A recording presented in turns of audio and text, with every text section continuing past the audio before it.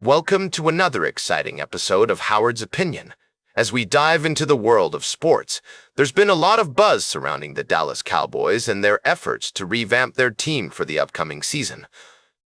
The big question on everyone's mind is, have they done enough to fix their defense? Let's take a closer look at what's been happening in Big D.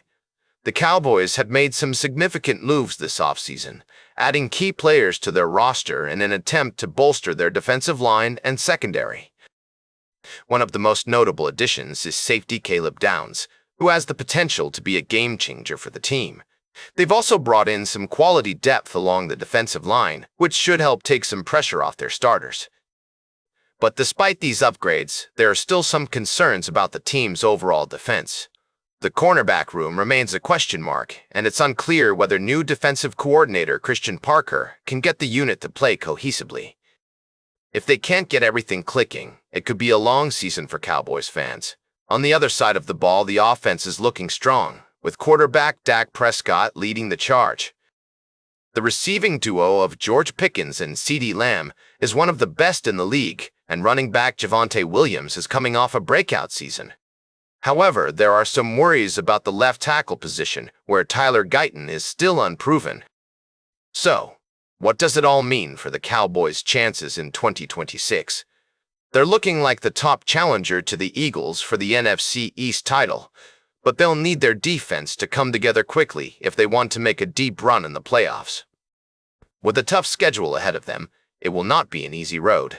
We'll be keeping a close eye on the Cowboys as the season progresses, and we'll be discussing all the latest developments right here on Howard's Opinion.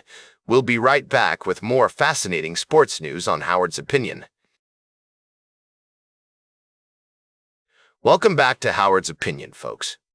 We're diving into the world of baseball today, and I've got a fascinating story to share with you all. As we explore the 2021 trade deadline, it's clear that some teams made moves that paid off in a big way. The Atlanta Braves, for example, completely revamped their outfield in a matter of days, acquiring Eddie Rosario, Adam Duvall, and Jorge Soler, among others. And let me tell you, it was a game-changer for them. They went on to win the World Series that year, with Soler even taking home the MVP award. But it wasn't just the Braves who made some savvy moves. The Tampa Bay Rays, always known for their clever front office, traded for Nelson Cruz, who provided a huge boost to their lineup down the stretch. And then there were the Yankees, who added Clay Holmes to their bullpen, a move that would pay dividends for years to come. Of course, not every trade worked out as planned. The Red Sox, for instance, traded for Kyle Schwarber, who did provide some power, but ultimately didn't lead them to a championship. And the Athletics, who acquired Starling Marte, missed out on the playoffs altogether. As we look back on these trades, it's clear that some teams were able to make the most of their moves, while others weren't so lucky. But that's all part of the game, folks. The art of trading is a delicate one, and sometimes you've just got to roll the dice and see what happens. We've got one more story to share with you today, and it's a doozy.